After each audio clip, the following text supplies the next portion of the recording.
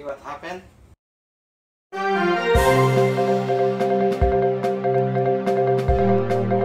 Please subscribe and click the bell. Hey guys, magandang gabi kong gabi at magandang araw kong araw. Ito na naman po ako at muli ay magbibigay ng konting kaalaman para sa inyo. Ang ituturo ko naman ngayon guys ay tungkol sa circuit breaker. At napapaloob sa circuit breaker na ito ay ang tungkol sa outlet o saksakan at sa sukat ng wire at mga ilaw. Kasama din dito ang mga appliances. So bago ko ituro sa inyo yan, gusto ko sanang ipaalala sa inyo ang nangyari noon na kung saan ang tarangkahan nga o terrace niya ay nasunog dahil sa pamamagitan ng Christmas light. Dahil yun po talaga ay totoo at posible na magkaroon nga ng sunog. Dahil ang Christmas light, kapag po ito ay sumobra sa voltahe na dapat niyang bilang, ay umiinit po ang wire nito dahil ang series connection po naman like Christmas light ay maliliit po ang wire na ginagamit dyan. Dahil kung lalakan po ninyo, medyo mahihirapan na po tayong isabit yan. So anong nangyari po doon sa aking kaalaman ay sumobra po ang ilaw na inilagay nila sa Christmas light kung kaya't ang wire nito ay nag-init. So let's say sabihin natin na ang outlet nila ay 220. Kung 1 volt ang ilaw nila, ang 1 volt ang bawat isa, so dapat ang may ilagay lang nilang ilaw ay 220 pieces. Ang nangyari ay inextend yung ilaw. Kumbaga pinalibutan yung buong terrace at bahay, kaya sumobra yung ilaw na dapat niyang magamit. So okay lang sana yon kung halimbawa lang na yung ilaw na ginamit niya instead na 1 volt ay ginawa niyang half volt. Let's say 220 ilaw ay maging 440, ay dapat bumili siya ng tiga half volt na ilaw upang makaya ito ng 220 at ng wire na nagdadala doon sa mga ilaw. So ganun na nangyayari guys kung kaya't nagkakaroon ng sunog. Isa pang dahilan kung bakit nagkakaroon ng sunog ay dahil sa pagkakabit ng circuit breaker. So marami kasi sa atin na kumukuha ng electrician na hindi ko naman sinasabing hindi marunong, ngunit hindi pa sapat ang kaalaman. So kapag ang kinuha mong electrician ay hindi sapat ang kaalaman at siya mong pinagkabit ng kuryente sa iyong bahay, ay malalagay sa peligro ang iyong bahay at pagmumulan nito ng sunog. Totoo po yan. Totoo po yung mga narinig nyo sa balita na fault of electrical wiring. Malapit lang sa runway ng airport ang sunog na sumiklab sa residential area ng Barangay Sasa, Davao City. Dahil sa laki at bilis ng pagkalat ng apoy, ilan sa mga residente ang hindi na nakapagsalba ng mga gamit. Nababayaang nag-overheat na ceiling fan daw ang sanhi ng sunog. Abot sa 55 bahay ang nasunog. Sa parehong lungsod, nasunog din ang isang ancestral house sa poblasyon Turil. Problema sa linya ng kuryente ang posibleng sanhi ng sunog.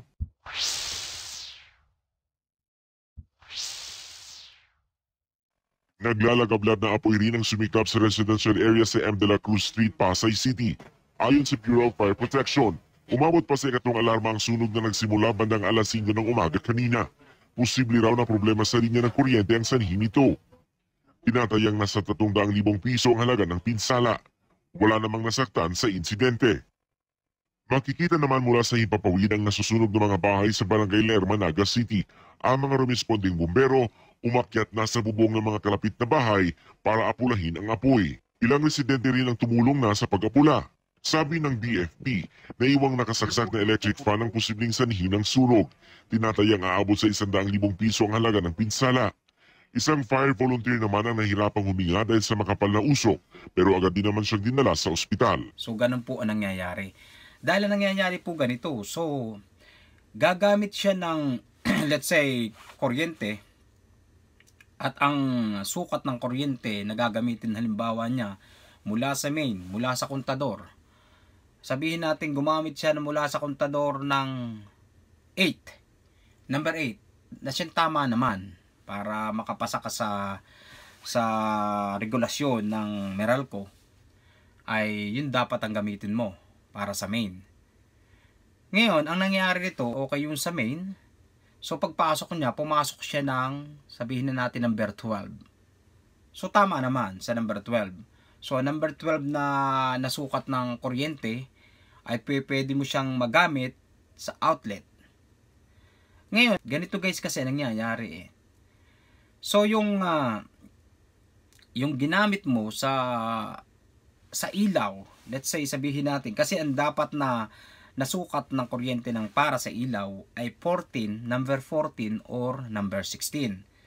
So dahil sa may-ari, minsan gusto niya makatipid, sasabihin niya sa electrician na baka naman pwedeng yung mura na laang na wire ang ating ilagay. So dahil sa kaunti lang akalaman ng electrician, ang sasabihin niya, o siya sige, number 14 ang ating ilalagay. Number 14 na sukat na wire. So i-install niya yung number 40 na wire mula sa papasok ng bahay hanggang sa outlet at hanggang sa switch. So lahat ng wire na ginamit niya, isa lang ang sukat. Ang nag-iba lang ay doon sa main. So pagdating na sa loob ng bahay, pare-pareho na ang sukat.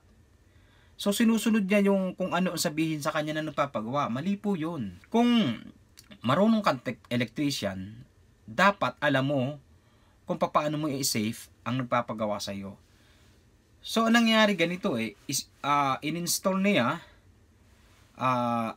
number 14 outlet, ginamit niya sa outlet, ginamit niya sa switch ng ilaw. Pagkatapos naglagay siya ng 30 ampere sa circuit breaker. So yung sukat ng circuit breaker niya, tinaas pa niya. Ginawa niyang 30 ampere. Marahil sabi na may-ari, ayoko nung lagi na siya sa shut off. So itong electrician, palibhasa siguro, mababa ang kaalaman, hindi pa sapat ang kanyang kaalaman, nilagyan niya ng mataas na amperahe. So maling-mali talaga yon. So nangyayari ganito, kapag gumamit ka ng appliances, number 14 lang ang iyong ginagamit ng wire, so saksak dito, saksak doon. So sumusubra ng wattage na napapasaksak mo. Ang nangyayari po kasi umiinit na yung wire. At kapag uminit na yung wire, minsan mapapansin nyo nag-aandap-andap na, nanonood kayo ng TV, nag-aandap-andap na yung TV, minsan yung ilaw nagpapatay sindi. So ibig sabihin nun, nag-overload siya. Pero nag-overload siya, hindi nag-relay yung kanyang circuit breaker. Paano siya mag-relay? 30 ampere ang kanyang inilagay. So sa ganong sitwasyon, sa patuloy na paggamit, at hindi man napapansin ng may-ari dahil hindi naman talaga wala naman siyang alam sa electrical. So nangyayari, saksak dito, saksak doon. So nagiinit yung wire, patuloy na magiinit ang wire. So hanggang sa ito ay matalupan. Kapag ito ay natalupan, didikit ito sa kung saan. Halimbawa, mayroong bakal na kalapit yan, didikit yan dyan. So dahil yung sa bakal ay nakakonected sa lupa, which is ground, so magkakaroon siya ng 110 volts. So yung 110 volt, magsushort yun. Kahit isa lang ang lumapat sa bakal, so magsushort na yon. Pag nagkaroon ng short, dahil 30 ampere, hindi pa siya babagsak. Kasi number 14 ng wire ang ginamit. So ang mangyayari ngayon, didiklap na siya. Okay? Sisindi na. Napakalingas pa man din ng balat ng wire. Kaya mabilis siyang didiklap kasi minsan plastic lang ang nakalagay dyan. At minsan pagka local talaga napakabilis niyang masunog. So ang nangyayari, dahil may mga kalapit na kahoy, may kalapit na tabla, so nasusunog yun hanggang sa magkaroon na siya ng malaking sunog, hanggang sa matupok na yung bahay. So yun ang nangyayari guys kung bakit nagkakaroon ng sunog. Tama yung balita, fault of current of electricity. So electrical fault, sabi nga nila, yan ang nangyayari. Kaya nagkakaroon ng sunog. Minsan hindi natin paniwalaan, pero yan ang totoo. Kaya nga ituturo ko sa inyo guys kung ano ang pinaka-safe na paglilinya ng kuryente. Naituro ko na sa iyo yung unang koneksyon. At ito naman, ang ituturo ko ngayon kung paano nyo naman i-safety ang inyong bahay kapag nilinyahan nyo ng kuryente. Ipaliliwanag ko naman sa inyo tungkol sa circuit breaker. So kung mayroon kayong circuit breaker, let's say ang circuit breaker nyong ilalagay ay 15 ampere. At gusto nyong malaman kung kung ilang watts ang kakayanin ng isang 15 ampere. May tinatawag tayong 20% off. 80% lamang po ang kaya ng isang 15 ampere. So kung 15 ampere ikuha natin sa 80%, okay? Pintahin natin. So 15 ampere times 8% equals 12. So meron lang po tayong 12 amperes sa 15 amperes. So 12 amperes po lamang ang ating magagamit sa 15 amperes. Okay? Kung yan po kasi ay sasagad nyo sa 15, hindi po mag-switch off ang circuit breaker. Kinakailangan po, bago nyo ma-reach yung 15 ampere, kinakailangan mag-shut off po siya. Otherwise, ay magkakaroon po tayo ng problema. Kaya nga po, 80% lang yan, yung 15 ampere, 80% lang ang kaya na yan. Kasi nga po, nireserve yun para doon sa shut off. Para siya ay mag-shut off. Dahil kung hindi, kakaroon na ng problema. Hindi po dapat sumagad sa 15 ampere. So bago siya sumagad sa 15 ampere, ay kinakailangan mag-shut off na siya. Yung pong hulab ng kuryente, yung po yung ampere. Kapag humuhulab yung kuryente, yun na po yung ampere niya. So, kapag nagiinit ang linyada ng kuryente, i-reach na niya yung amperahe. So kapag na-reach niya yun, dahil sa init niya, magsha-shut off na po. At kung bakit naman siya mag-iinit, ay dahil pag-overload na linya, o kaya naman po ay kung may short na linya. Doon po nagkakaroon na shut off. Doon po nagtitrigger yung ating circuit breaker. Kung paano po malalaman kung ilang watts, ay ganito lang po inyong gawin. Yung ampere po ay i-times nyo sa given volt. For example po, yung ampere po ay 15, i-times nyo sa volts. Let's say ang volts po natin ay 220. So 15 times 220. At ang equals po noon, yun po yung watts.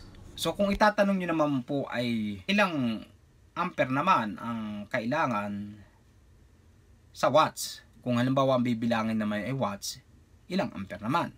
So let's say, ititwist lang natin, meron tayong 3,300 watts. I-divide nyo siya sa voltahe, given voltage. Let's say, ang supply ng voltahe nyo ay 220. So, i-divide nyo yung wattage nyo sa 220. Pag in-equals nyo yun, ang lalabas po doon ay ampere. So, kung ang pag-uusapan natin naman ay volt, tatanong nyo naman sa akin, ay paano naman kung volt? Halimbawa naman, kukunin kong volts. Ang volts naman halimbawa ay 25 or 220, something like that. Ang gagawin niyo naman po kung kailangan yung kunin naman ay volts, so ang bibilangin niyo lang po ang wattage, ilang watts ang appliances, i-divide niyo lang po siya sa ampere. Kung ilang ampere naman ang inyong circuit breaker. Kapag i-divide niyo ang watts sa ampere, lalabas po ang voltaheng given niya. Kung ano po yung voltahe na kaya niya. Yun po ang lalabas doon. So, ganun po ang calculation ng wattage, ng ampere, at saka ng volts. So, ngayon, kung itatanong nyo naman po sa akin kung ilang wattage ang kaya ng isang saksakan. Let's say, meron tayong isang outlet, double outlet. So, dalawang saksakan na nakalagay siya sa kanya. So mapapansin nyo, dun sa outlet na yon, dun sa bakal, sa metal niya, meron nakalagay siyang amperahe doon. So yun ang magbibigay ng idea sa inyo kung paano nyo kukwentahin ang dapat na wattage na isasaksak nyo sa kanya. Let's say 15 ampere. So kung 15 ampere yung outlet, so kukwentahin nyo lang. Pero kinakailangan kung ang outlet nyo ay 15 ampere, dapat ang circuit breaker nyo ay 15 ampere din. Ganun po dapat. Ngayon, kung ang outlet naman ninyo, halimbawa, let's say magdadagdag kayo ng outlet, so dapat magdadagdag din po kayo ng circuit breaker. So dapat kung maaari, kung halimbawa naman hindi kayo nagtitipid, ay dapat isang outlet, isang circuit breaker. Pero kung nagtitipid kayo, pwede nyo namang gawin na 4 na outlet sa isang circuit breaker. Pero kailangan ang suma total ng bawat isasaksak nyo sa 4 na outlet na yon ay kakayanin ng inyong circuit breaker. Gaya nga na sinabi ko sa inyo, yung 15 ampere ay kakaltasan mo siya ng 20%. So hindi na siya 15 ampere. So kung hindi naman nagiinit ang appliances at kumbaga okay na, smooth naman ang kanyang takbo, minsan yung circuit breaker natin nakakaya niya pa. Kaya lang kapag bumabad na siya, tumagal na siya, uminit na, kasi mabilis mag-iinit yan kapag sobra na yung wattage na isinasak nyo sa isang outlet. Kapag sobra na yon at umover na do sa given na wattage ng circuit breaker, ay magsha-shut off na siya. So sa ganong paraan, masasave nyo ang inyong bahay, hindi siya masusunog. So kung tatanong nyo naman ngayon sa akin, ano bang laki ng wire na dapat install? Ganito lang yun. Kung halimbawa mag-i-install ka ng wire, kung halimbawa sa main ay number 8, yan ay pinapayagan ng Meralco, so papasok ka ngayon. Nagtitipid ka halimbawa, pwede mo na siyang pasukan ng 12, number 12. So yung 12 na yan, pwede mo siyang gamitin sa outlet. So ngayon, kung gusto mo naman gumamit ng switch at saka ilaw, pwede kang gumamit na number 14. At doon naman sa mga ilaw na maliliit lang at mabababa naman ng wattage, pwede kang gumamit ng number 16. Huwag ka lamang magkakabit ng kuryente sa bahay ng pare-parehong sukat. Dahil mag-o-overload ka o kaya magkakaroon ka ng problema. Kinakailangan ilalagay mo sa lugar. Kapag outlet, kinakailangan number 12. Kapag naman ilaw, 14 or number 16. Yan ang laki ng kuryente na dapat mong ikabit. So ganun lang yung gagawin mo para maging safe ang mga appliances mo at maging ang bahay mo at hindi ka makaranas ng sunog. So meron akong halimbawa dito, ipakikita ko sa inyo ang video tungkol dito sa ipinaliliwanag ko sa inyo. Meron akong 15 ampere na circuit breaker at isasaksak ko yung mga appliances ko sa outlet ko na may 15 ampere din. So ipakikita ko sa inyo sa video ito na kung paano mag-overload at mag-shut off yung breaker. Dahil sa dami ng wattage na nakasaksak sa kanya. Hindi nga bumigay yung outlet, pero ang bumigay ay yung circuit breaker. Hindi naman siya nasira, kundi nag-shut off. So we have 15 ampere 125 volts outlet.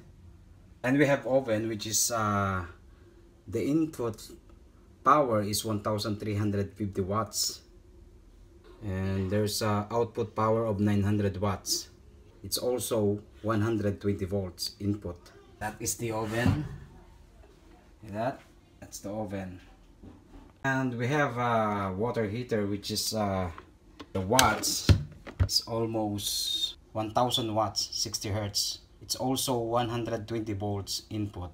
I also have a refrigerator, which is the wattage is 700 watts. And this refrigerator is also connected on this outlet. So I will show you guys how the breaker works. I have a 15 ampere breakers, and 15 ampere outlet. So I will show you how the breaker tripper, once that I plug in a lot of stuff on this outlet. Put the cover first because we already know exactly the ampere of this outlet. So once that you tighten it up, just tight slowly and not too tight, otherwise you can break this plastic. Now we're going to plug in this oven. Okay, you can see that there's a light in here. Then we also plug in this water heater. Gotta put the water here first. So we're going to plug in here too.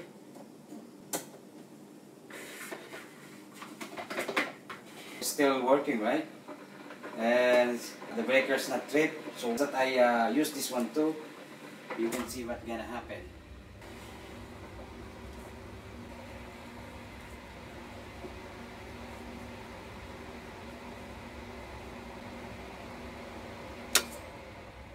See what happened? So it's tripping, right? So ganun yung nangyayari in actual kapag ka nagsasaksa ka ng marami at hindi kinaya ng breaker. So nawa ay may natutunan kayo doon sa aking mga ipinaliwanag at nawa ay nakadagdag ito ng aral sa inyo. At sa susunod nating video, magsabi lang kayo kung ano ang inyong gustong matutunan pa at ituturo ko sa inyo sa abot ng aking makakaya. Sa ngayon kasi itinuro ko sa inyo mga electrical, gaya na sinabi ko, hindi ka magiging electronics kung hindi ka marunong ng electrical. At ulitin ko uli, gaya ng nakaraan kong video, ang electrical ay may prayer, at ang prayer ay ito ang tinatawag na single connection, one line o line 1 to switch, switch to lamp, and lamp to another line. So ganun lang yung connection ng kuryente. So kapag nakabisado niyo yung prayer na yan, marunong na kayo maglinya. Ang kailangan lang, sundin nyo kung ano ipinaliwanag ko sa inyo ngayon. So hanggang sa muli guys, at maraming salamat.